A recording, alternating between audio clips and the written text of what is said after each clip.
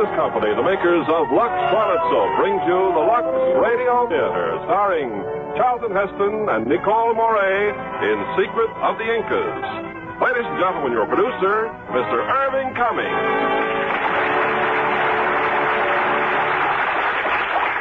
Greetings from Hollywood, ladies and gentlemen. Throughout the ages, men have been willing to sacrifice a great deal in the search for lost treasures, even their very lives. In tonight's play, Secret of the Incas, we will take you to the lofty Andes of Peru and the frantic race to find a fabulous sunburst of the ancient tribe of Incas. And we have the original stars of this exciting adventure drama from Paramount Pictures, Charlton Heston and Nicole Maurey. In the high Andes of Peru, the descendants of the Inca have searched for centuries for the symbol of their past glories, a fabulous golden disc encrusted with jewels.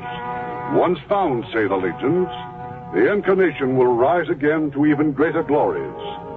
There are others who search for this golden disc, but for different reasons. One of them is an American. His name is Harry Steele. It's strictly legitimate, the business that first brought me down here. Peru's a mountain country. Needed air transportation, and I had a plane. Nice, neat, 24-passenger job. That was the beginning of the Harry Steele Charter Airline. It ended with a sudden merger between the nice, neat, 24-passenger job and an extra tall hunk of the Andes. No plane, no income. But there are ways of making a buck, even in Cusco. If you've ever been to Peru, you've heard about Cusco. Maybe you've even landed at the airport there. You might even have seen me hanging around the waiting room talking to Bert Springer. Bert's the American agent for the airline and field manager. Hey, Harry. Yeah? Ed Morgan was looking for you. Morgan, that makes my day complete. Let's see your flight list. Well, the plane just coming in? Yeah, give me the names of any of them that sound like tourists. Rich tourists. Mr. and Mrs. Winston from Boston. Mr. and Mrs. Richmond from St. Louis. Is that it? That's it. Okay, Winston and Richmond. Oh, one other thing. Any private planes due in? You know private planes don't come in here, Harry. No harm in asking, is there? The answer is always no. Yes, someday the answer might be yes. Suppose a private plane does come in. Then what? Just between you and me, Bert, I'll steal it.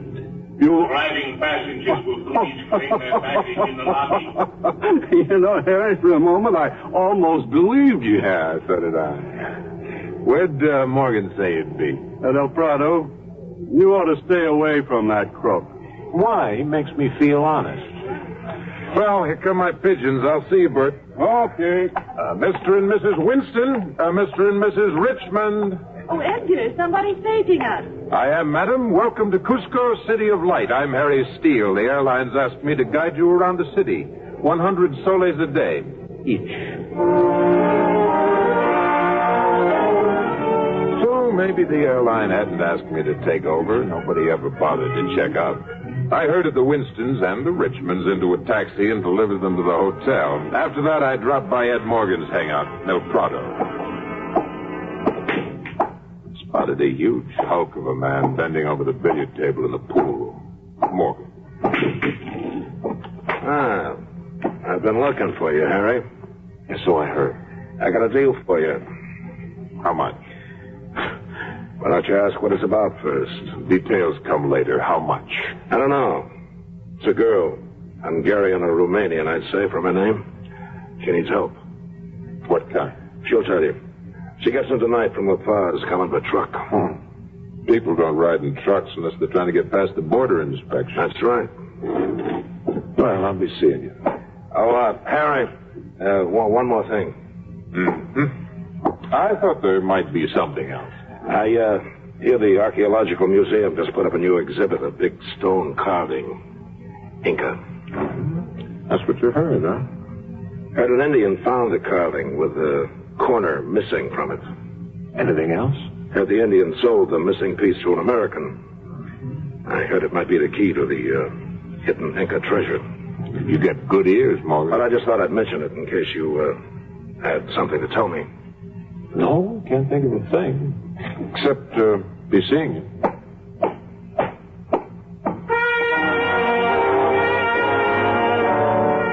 As I walked out, I could feel Morgan's eyes boring into my shoulder blades.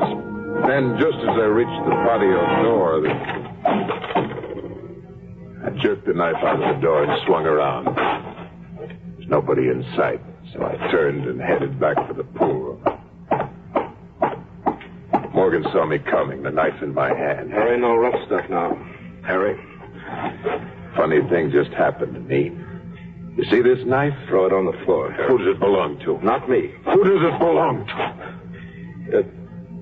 A friend of mine. That's what I thought. You tell your friend he needs a little practice. His aim is bad. Well, that's why I use him, Harry. You don't figure I really meant anything serious. Just a friendly hint. Yeah. Next time you try hinting to me, Morgan, you better hire a guy that throws a straight blade, because if he doesn't, I'm coming after you. Now, you're quite a guy, aren't you, Buster? Big, good-looking. Figure you got everything. You know, I was like you once. I came down here to teach him the score. A quick million, and then home. 14 years I've been waiting for a line on that Inca treasure. You waited till you're old and fat and tired, didn't you? Even if you make that million now, you're too used up to spend it. Harry, you got that stone, the missing piece that says where the treasure's buried. You got it, you know where it is, and you need a partner. Not you, Morgan. Listen to me, Harry. I told you I'm not interested, Morgan.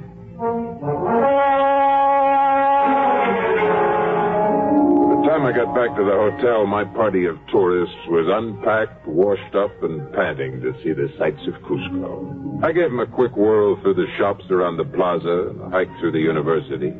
For the evening show, I brought them back to the main dining room of the Hotel de Turistas. Me, I headed for the bar. Oh, Mr. Steele? Mr. Steele? Yeah? Something, Mrs. Winston? My husband isn't feeling well. I just sent him up to the room. Do you think a doctor No, might... he doesn't need one. Just tell him to take it easy. Stop prancing around the dance floor at this altitude. Yes. Cusco is over 2 miles high, isn't it? It is.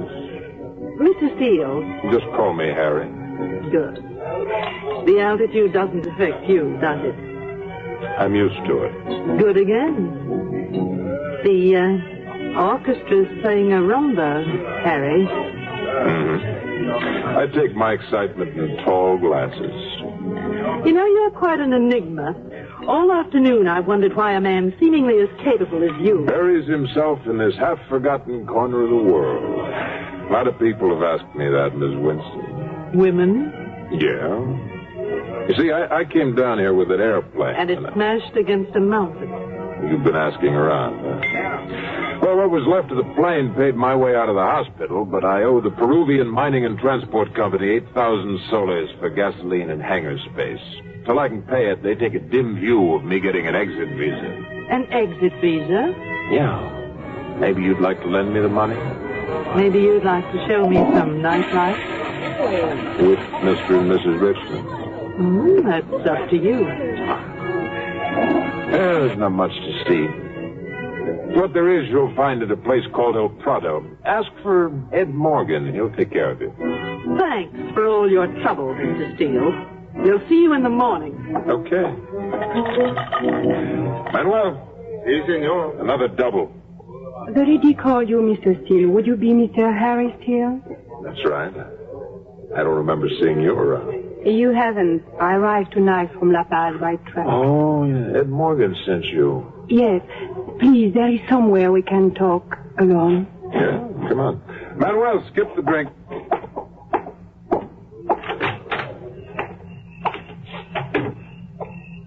Hey, you've got seats somewhere in this patio. It is no matter. Mr. Steele, I am Elena Antonescu. Romanian?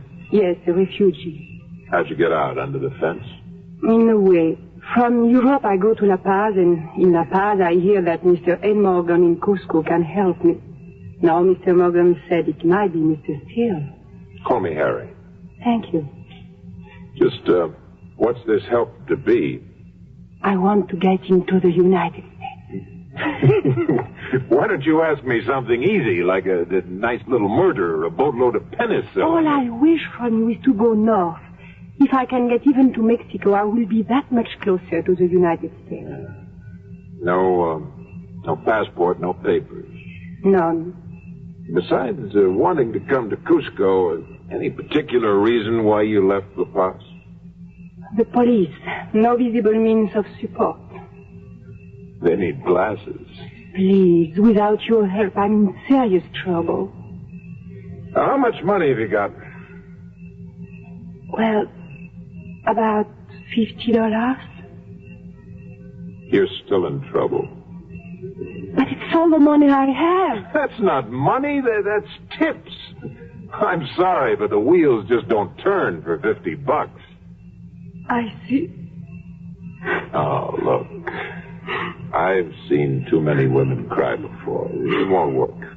Maybe if you try somebody else. There is nobody else. It's no use. He'll come after me. Oh, well. The Romanian consul.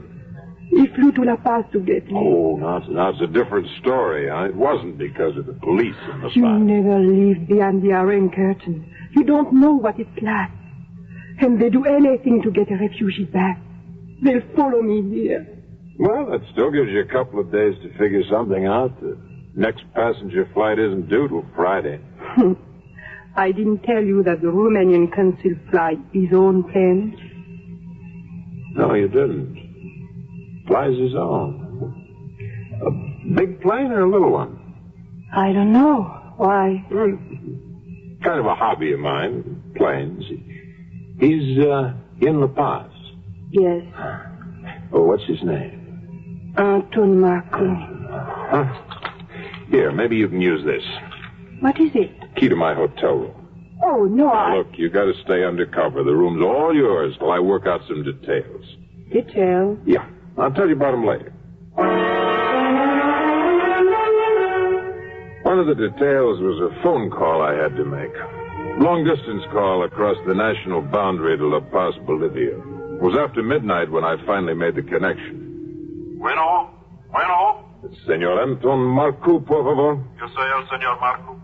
Oh, ¿habla usted inglés, señor Marco? Yes. Who is this?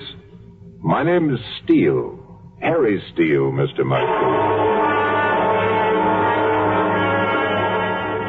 It was a very interesting phone call, you might say. Very rewarding. Next morning, I had him send breakfast up to the girl in room 620. After that, mostly to pass the time, I escorted my tourists, Winstons and Richmonds, through the great cathedral and the museum.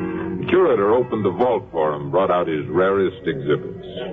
This was found in a tomb just outside Cusco. And now, our most cherished and most valuable relic. Oh, a golden sunburst. Set with the finest jewels of the Inca Empire. How do we know they're the finest, Senor Fernandez? How about that sunburst that was stolen from the Temple of the Sun 400 years ago? Well, we only know that by reputation. Perhaps it's merely a legend. Pretty specific for a legend. 30 pounds of pure gold, set with 119 diamonds and 243 other jewels. And no one knows where it is now? No one. You sure, Harry? Morgan, when did you develop a taste for museums? Just now. I want to talk to you, Harry. Listen. Harry, I'm losing my patience. Harry, will you listen? I am listening to the most beautiful sound in the world.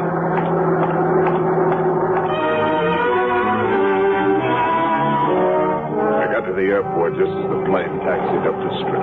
Single-engine job, just great.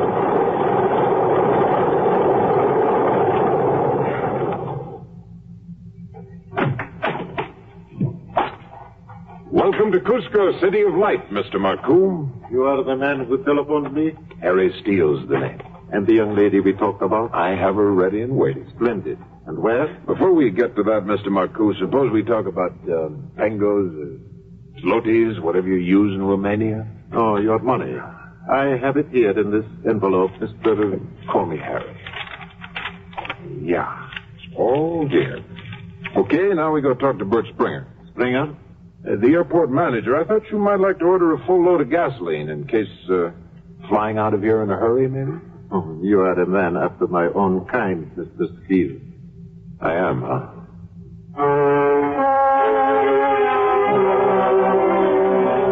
Took Marcoux to the hotel, checked him in, and told him he could meet his young lady in the bar in 10 minutes. Then I went upstairs and broke the news to Miss Antonescu. It wasn't easy. I've never seen such a look of terror come into a woman's eyes. For me, just for money? No. For Marcoux's plane. I want that plane so bad I can taste it. I had to use you as the bait to get Marcoux to fly it up here. And you expect him to give you his own plane? No. I'll get it, but I need your help. Then you are not ready to turn me over, Marcoux. I never said I was going to. When I fly out of here, you go with me. Mexico? We'll talk about that when we get the plane. How?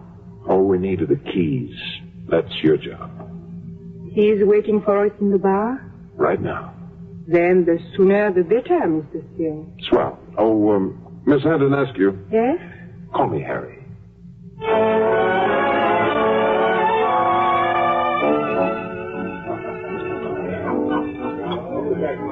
Manuel, the gentleman wants another drink. Pronto. Si, senor. Pronto. And what about you, Mr. Steele? And our lovely companion. Okay, 3 drinks, Manuel. Muy bien, senor. That it's 7 each? And if I agree to return with you? This chief for the chanclete. Because I prefer to speak English. Senor Steele. Yeah. The drinks, senor, you want them as before? Exactly the same. 1 glass with a double scotch, 2 glasses plain soda, and iced tea. But your friend, senor, so much whiskey at this altitude, it goes to the head very bad. No, really?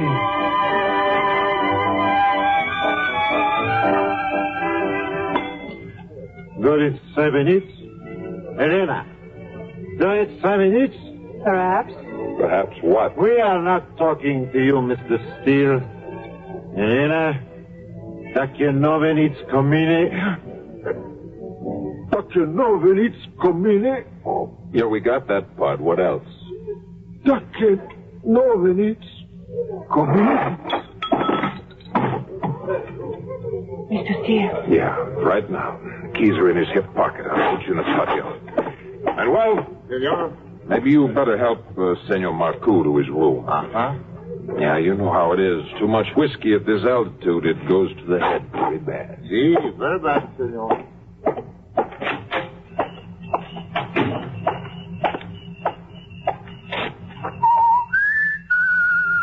Here, by the fountain.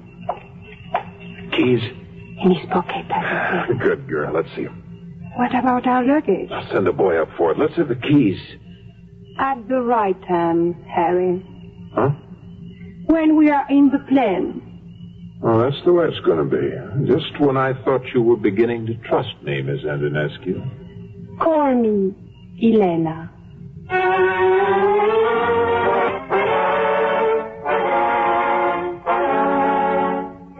Elena and I both needed Marcoux's plane, but for different reasons. Timing was everything. We reached the airfield at exactly midnight. That's when the lights in the administration building turn off. The only other light was in the hangar.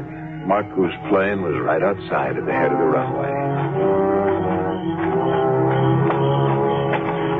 Made a wide circle around the hangar just to be sure of everything.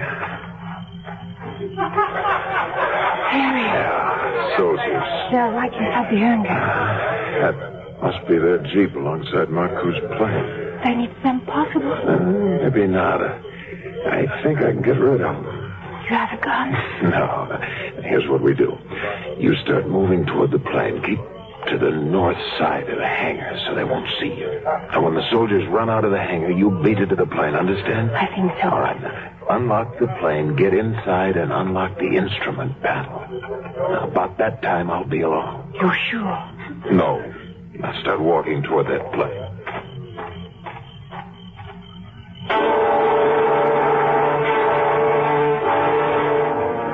I watched him start, then I circled back toward the administration building.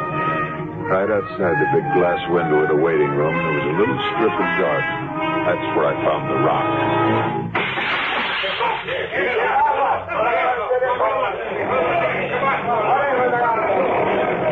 That was my chance while the Jeep was racing toward the administration building.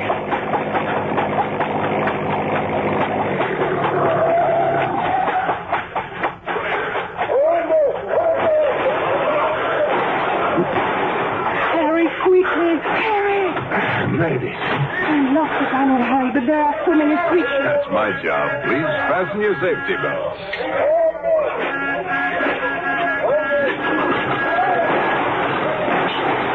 Harry, please, please!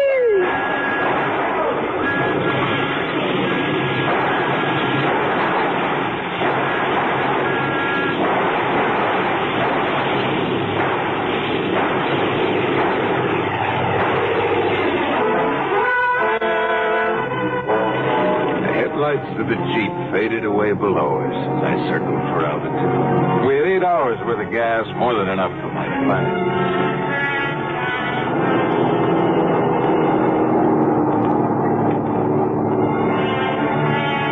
4 hours later, I dropped down to look for a certain landmark. I found it and a place to set down. Harry, are you sure we're landing in Mexico? Hardly. We're still in Peru, not too far from Cusco. But we have been flying for almost 4 hours. In circles. That clearing coming up at us is all part of my itinerary. You said you'd take me to Mexico. I didn't say when. Meanwhile, maybe you've heard of Machu Picchu. No? It's an ancient city of the Incas. You'll see it in a few hours. Why do you want to go to this place? It's out of the high-rent districts.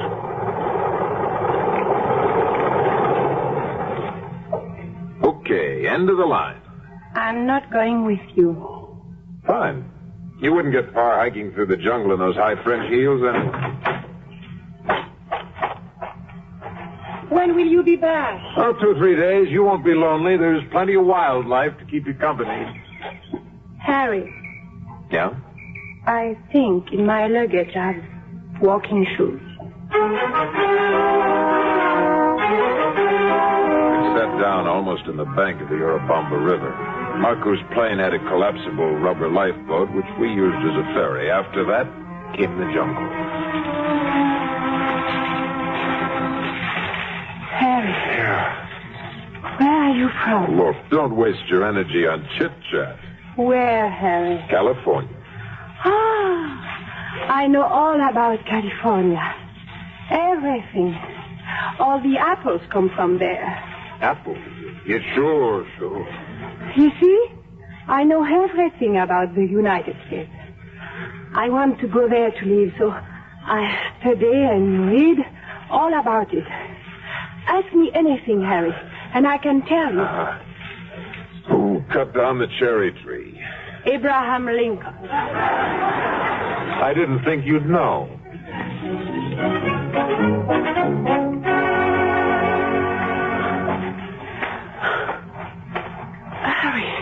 Harry, please. I can breathe. The altitude. Oh. Sit down for a minute.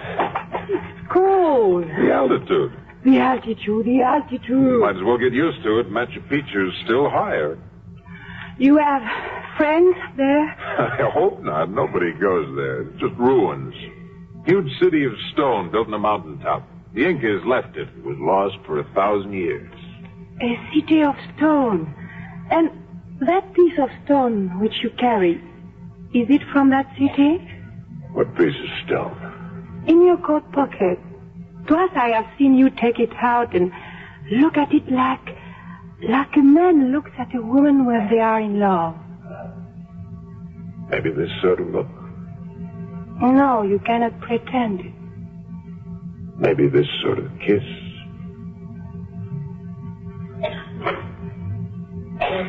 Why did you do that? Maybe to change the subject. Come on your feet. Let's move it.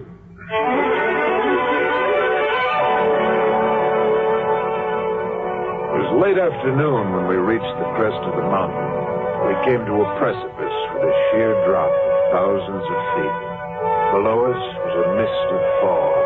Then, slowly, here and there through the fog, we made out solid forms, towers of stone. Huge, gigantic, unbelievable towers of stone. Machu Picchu. It is. How can anyone describe it? A dream. Uh-huh. And this one's going to come true.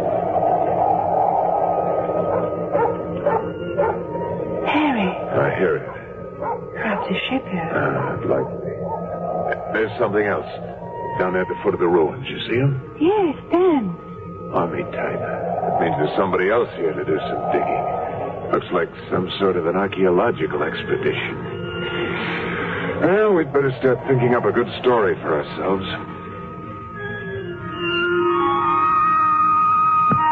We reached the floor of the valley and started toward the tents. It was a good-sized camp. Beyond, coming down from the ruins, was a long procession of Indians. That's where the music was coming from.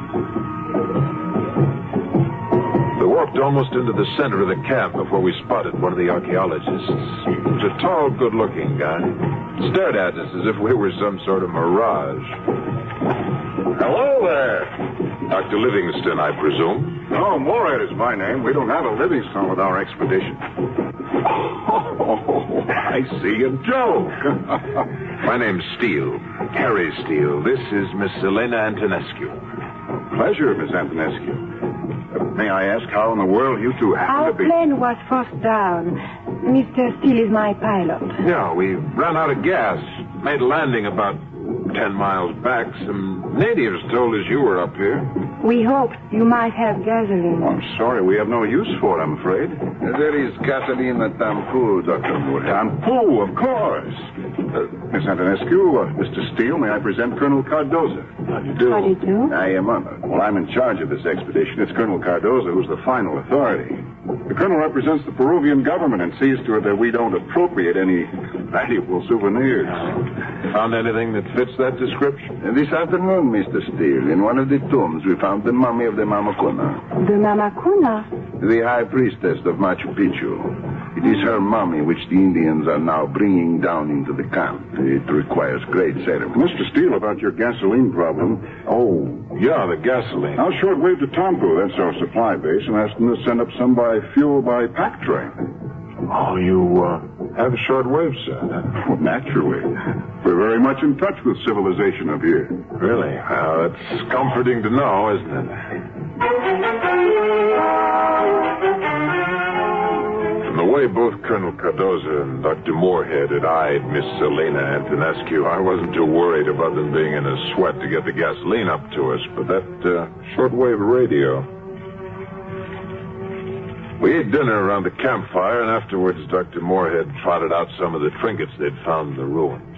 Pottery, necklaces, knives. The whole show was for Elena's benefit. It's beginning to disappear when these objects were made.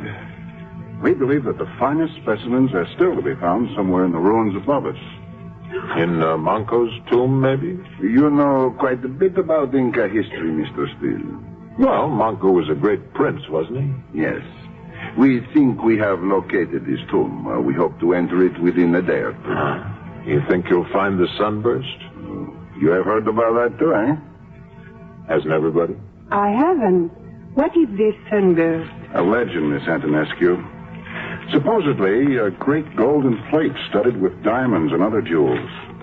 The story goes that it was the symbol of Inca power, that it was stolen from the Temple of the Sun and hidden in Manco's tomb. That if this golden sunburst can be found, the Inca nation will rise again to even greater power. Well, this is what the Indians believe. Even though they're here in your camp? And they, above all, they say there is a map carved in stone, a key that will lead its owner to the great sunburst. A map carved in stone. How big would this stone be? See what you've started, Mr. Steele. In another moment, we'll be discussing the positive reality of ghosts. It's not a bad idea. Why don't we?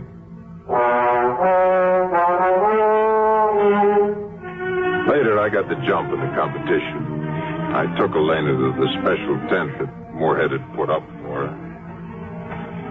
Harry, I know why you wanted to come here. I figured you did. Suppose I tell Moorhead or Cardozo. You won't. Not unless you want to get sent back to Romania for your trouble. Your only way out of Peru is with me. You forget something, Harry. The radio. What about it? All they must do is contact any station. They will hear about us. That we stole the Marcos plane. I don't know. Cardozo tried to use the shortwave just a little while ago. It seems it was out of order. Mm-hmm. You take care of everything, don't you, Harry? Everything. You just relax and have sweet dreams. Yes. Good night. Good night. Harry. Yeah? Today, while we were climbing the mountain, we stopped and you kissed me. I did. You remember it, Harry. Why did you do it?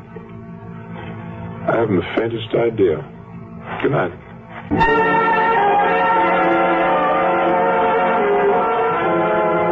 Next day, Moorhead and Cardozo invited us to go with them into the tunnel the diggers were driving under one of the temples. Moorhead called one of the Indians over to us. Dr. Krutek. Tita, I want you to meet some new friends. Miss Antonescu and Mr. Steele. Dr. Krutek is pure Inca, descendant of the old princes, in charge of our digging. The Indian gave me a cold stare and then spat in the ground. Bruno. Krutek. Tell him I understand Quechua very well. Oh? But I must apologize. Why? What did he say? He said I have a gray face. The Indians say that for someone not to be trusted. Liar, cheat, even a thief. What do you think, Dr. Moorhead? Please, this is most embarrassing. But then everyone's nerves are so keyed up. You see, according to our calculations, Blanco's tomb is directly ahead of us. We may break through at any moment.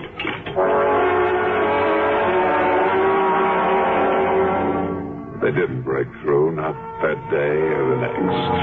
The air in the tunnel was so heavy with dust, Elena and I spent most of our time outside. The third afternoon, I wandered back to my tent to stretch out for a while. As I lifted the tent flap, I saw a pair of boots in my bed. Come in. Don't be bashful. Morgan, how did you find me? Logic, my boy. You stole Marco's plane, but it never turned up at any of the airfields within range of your gas supply. So I figured you hadn't tried to go very far. Maybe just far enough to be near the Inca treasure. Hasn't been found yet. But soon? I think they're in the track of Manco's tomb. And the sunburst, it'll be there. That's what it says in the stone. And you still got the stone. What do you think? Hand it over, Harry. No. Harry, maybe I should remind you that we're in business together, and it's big business. We just had a meeting, and we selected a new chairman of the board. These 6 votes are for me. And the little man with the big gun wins. The stone, Harry. It's in my pocket. All right, take it out. Throw it over here on the bed. Ah, that's nice, Harry. That's real nice. Well, your feelings are good. What about me? What's our deal? 50-50. We get the sunburst and we get out of here together. When we get back to civilization, we split everything. You trust me, don't you, Harry? Oh, sure, completely. What about the girl? I like girls. This one, she could wind up with all I've got if she works at it. You crumb. Mr. Steele. Duck that gun. Okay. Mr. Steele, is Pacachutek, sir. Yeah? What is it? Dr. Moorhead and Colonel Cardozo ask you to come to tunnel. Manco's tomb has been found. All right, I'll be there. Thank you. Well, don't look so unhappy, Harry. That's good news. It's the best. And I'm right here to share it with you. Now, shut up.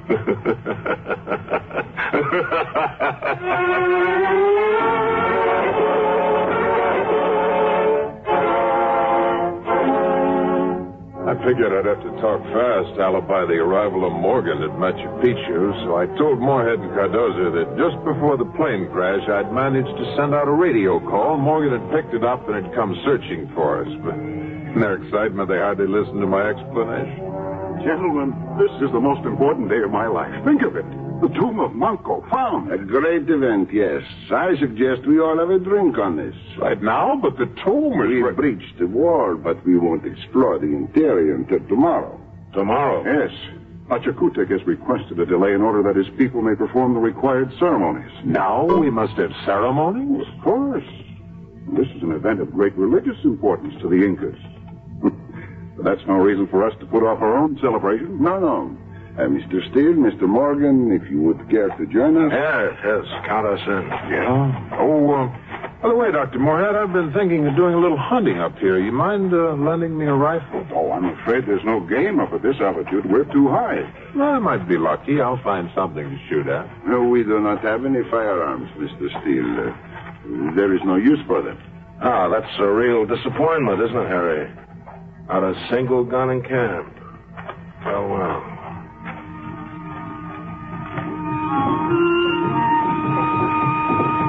Morgan never let me out of his sight. At dinner, I managed only a few words to Elena. The whole valley glowed that night with the flare of 100 torches. The Indians were streaming in from all sides. From somewhere up the ruined towers of Machu Picchu, we could hear their music. Elena and Moorhead went up to watch the ceremony.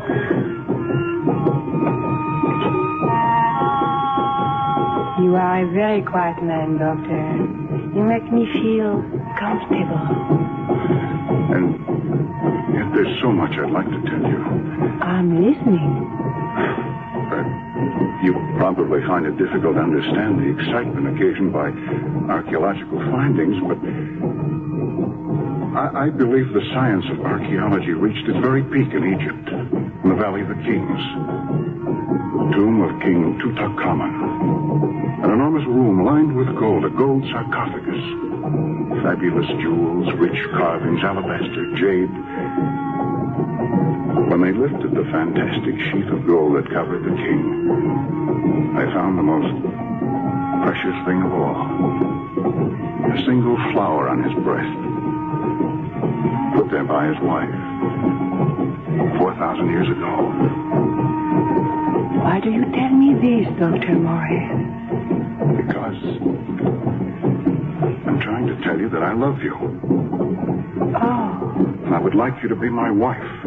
But you don't know me. Elena. You know nothing about What is there to know? For 2 years, I've tried to get to the United States. This is only Peru, and I've had to do many unhappy things just to get here. None of that matters, Elena.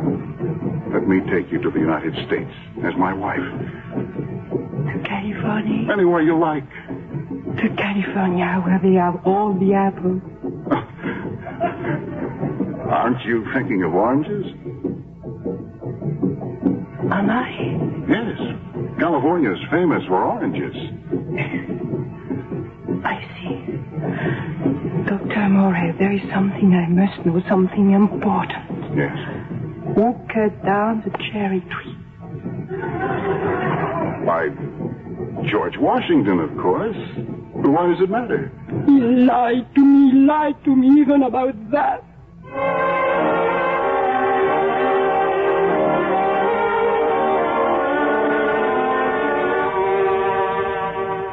You lie even about George Washington and Abraham Lincoln. You cannot tell the truth. I can never trust you. You can't trust the doc, is that it? He asked to marry me. It is not funny. Yeah, I guess it isn't. It's just all wrong. A girl like you, you're made for somebody like me, and you know it. We go together like fire and smoke. No, never. I can do without you. You know why? In my country, when you want to know what kind of man a boy will be, you look at his father.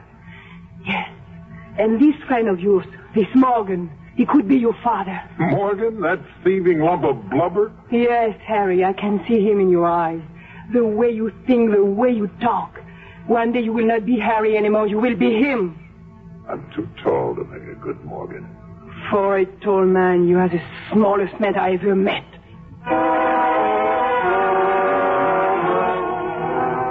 I went back to my tent. Found Morgan holding the piece of Inca stone under the oil lamp and muttering to himself. doesn't make sense. The carving on this stone doesn't look like anything I've ever seen before. Ever seen a mirror?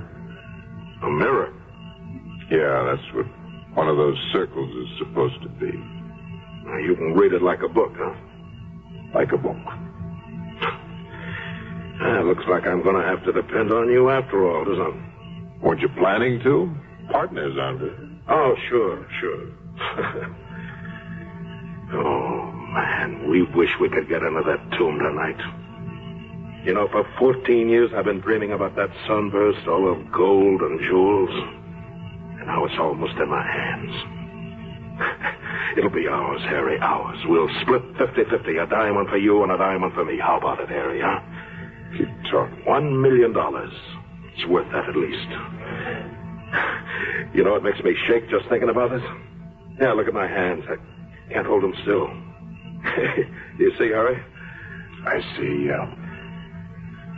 But, what's the matter with you, Harry? Don't stare at me like that. Harry, what in blazes are you looking at? What do you see? Me, Morgan. Only me.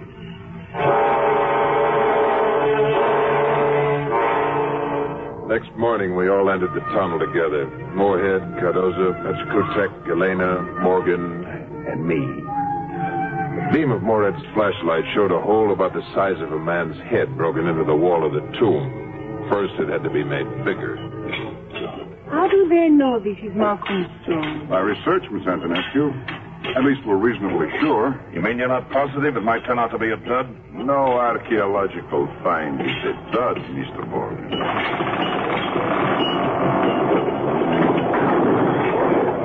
There we are.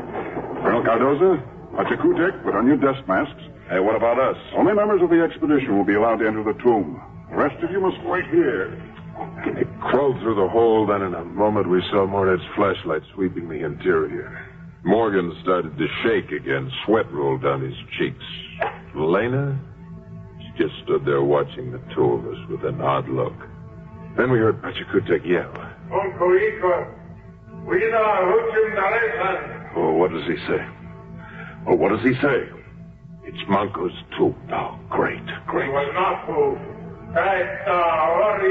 Oh, talk in English, you fool. It's about the sunburst. Well, have they found it? Harry, have they found it? Yeah. It's made out of stone.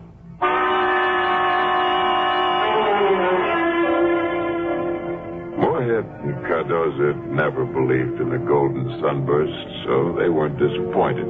They'd found Manco's tomb, his mummy, and enough pottery and knickknacks to keep him busy for weeks. But the Indians in the camp, they took the news hard. There was no music that night. Only silence and a cold wind.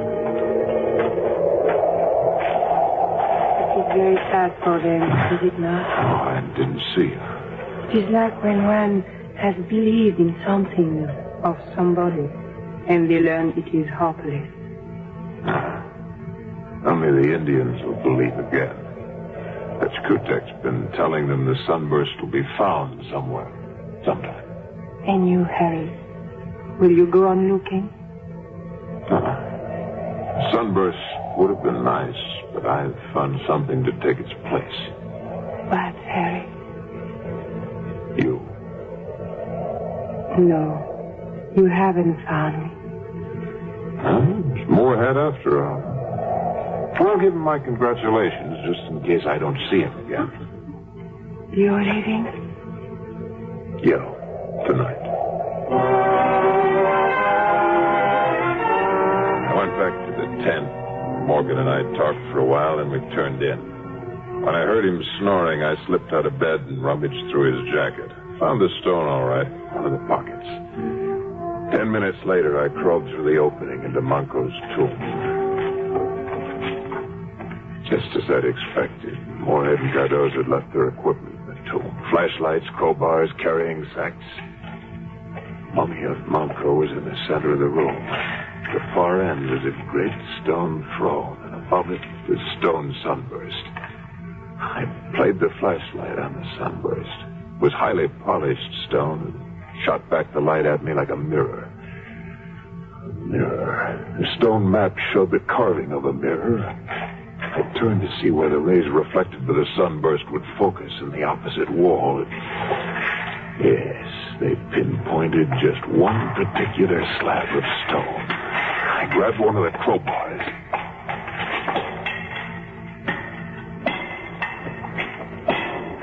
The slab started to move, and then picked up the flashlight and aimed it at the opening. Golden sunburst, hundreds of jewels flashing red and green and blue and white and yellow. Lift it out, Harry. More. Thought I was just waiting for the children. Just wanted to give you a chance to do my work for me. I'm not working for you. Don't give me an argument, buddy boy, because I got 6 good answers right here staring you in the face. Yeah, you should have taken the gun, too, Harry. All right, now lift down that sunburst. All right. Now slip it into this gun I sent. I guess you win, Morgan. You ever had any doubts about this? They're coming! They're coming! That's a good thing. Give me that gun a second. Hey, give it to me!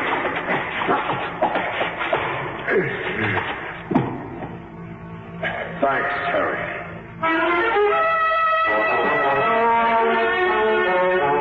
I must have been out for some time. When I finally came to, Morgan was gone and the sunburst with him. I crawled out of the tomb and ran to the mouth of the tunnel. The whole camp was awake. Indians with lighted torches were running toward the hills. 2 shots from the direction of the trail over the mountain peak. Thanks for the clue, Morgan.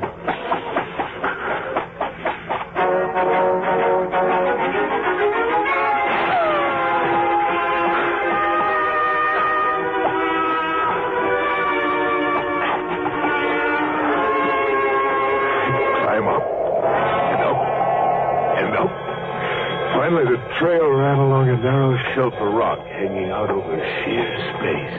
Empty, black space. That was your last bullet, Morgan. Number 6. Morgan? Morgan! Harry? Harry. Help me up, Harry. It's my knees. They just buckled under me. It's the altitude. I want that sunburst, Morgan. I'm an old man, Harry. There's nothing left. Nothing. You should have seen me in the old days, Harry. I was rugged then. Give me the sunburst. No. No, it's mine. It's mine. Why did you bring the sunburst back to us? Well, in the first place, I didn't take it. All I did was find it and then get it away from Morgan. Speaking for the government of Peru, Mr. Steele, I wish that there were some way in which we might show our appreciation. You can. You can tell me where I'll find Miss Antonescu. I believe she's in her tent. Thanks. But there might be one other thing, Colonel. Name it, sir. Well, speaking for the government of Peru, maybe you might arrange an exit visa on my passport. It shall be done. Thank you.